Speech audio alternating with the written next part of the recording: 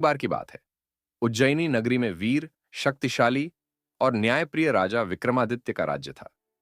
राजा विक्रम का अद्वितीय व्यक्तित्व और उनकी न्यायप्रियता उन्हें प्रजा में अत्यंत प्रिय बनाती थी। एक दिन राजा ने उज्जैनी से दूर स्थित एक नगर के राजा की सुंदर और गुणवान पुत्री के बारे में सुना। राजकुमारी का नाम मदनवती था और वह अपनी सुंदरता, विद्वता और युद्ध कौशल के लिए प्रसिद्ध थी। विक्रमादित्य ने उसके बारे में इतनी बातें सुन रखी थीं कि वह स्वयं उससे मिलने का उत्सुक हो उठे। राजा विक्रम ने अपने कुछ विश्वसनीय मंत्रियों को साथ लेकर उस नगर की ओर प्रस्थान किया जहां राजकुमारी मदनवती निवास करती थी। वहां पहुंचने पर राजा ने देखा कि नगर के लोग अपनी राजकुमारी का अत्यंत आदर करते हैं और उसकी प्रशंसा करते नहीं थकते। इसी बीच राजा विक्रम और मदनवती का सामना हुआ। दोनों ने पहली बार एक दूसरे को देखा और इस मिलन में कुछ ऐसा आकर्षण था कि दोनों के मन में प्रेम के बीज अंकुरित हो गए। विक्रम और मदनवती की मुलाकातों का सिलसिला शुरू हुआ और धीरे धीरे उनका प्रेम गहराता गया। दोनों एक दूसरे के साहस, ज्ञान और चरित्र की सराहना करते थे। परंतु उनके प्रेम की राह में एक बड़ी समस्या आ गई।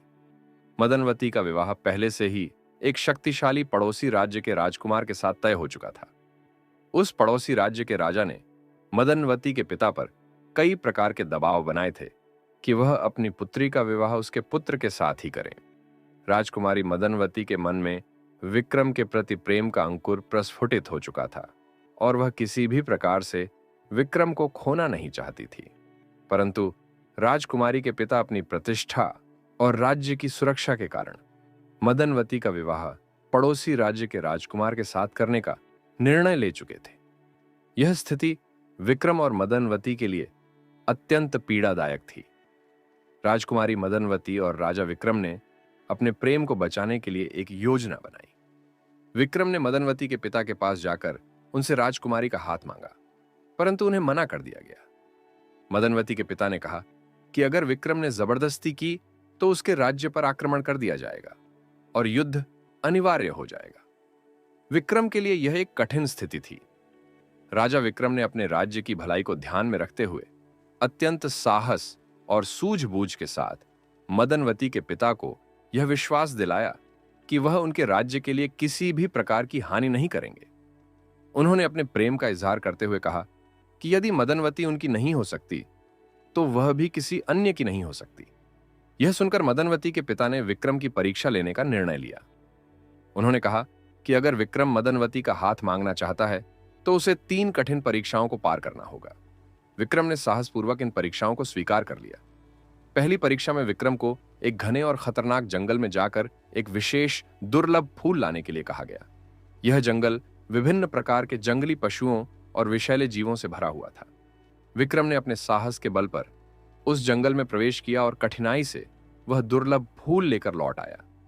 इस परीक्षा में विक्रम ने अपने अद्वितीय साहस का परिचय दिया। दूसरी परीक्षा में विक्रम को एक जादूगर से लोहा लेना था। इस जादूगर के पास कई प्रकार की शक्तियां थीं और वह किसी भी प्रकार से हार मानने वाला नहीं था।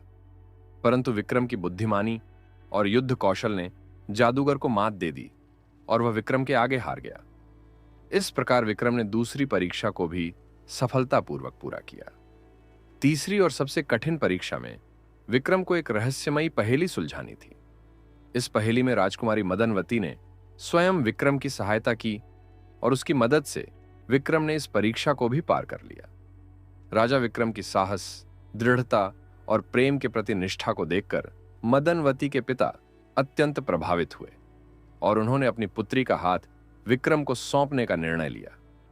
राजा विक्रम और राजकुमारी मदनवती का विवाह धूमधाम से संपन्न हुआ।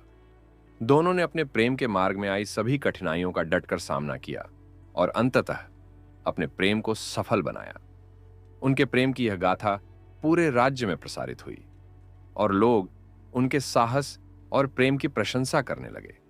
इस कहानी से यह शिक्षा मिलती है कि सच्चे प्रेम में कठिनाइयों का सामना करने की हिम्मत होनी चाहिए।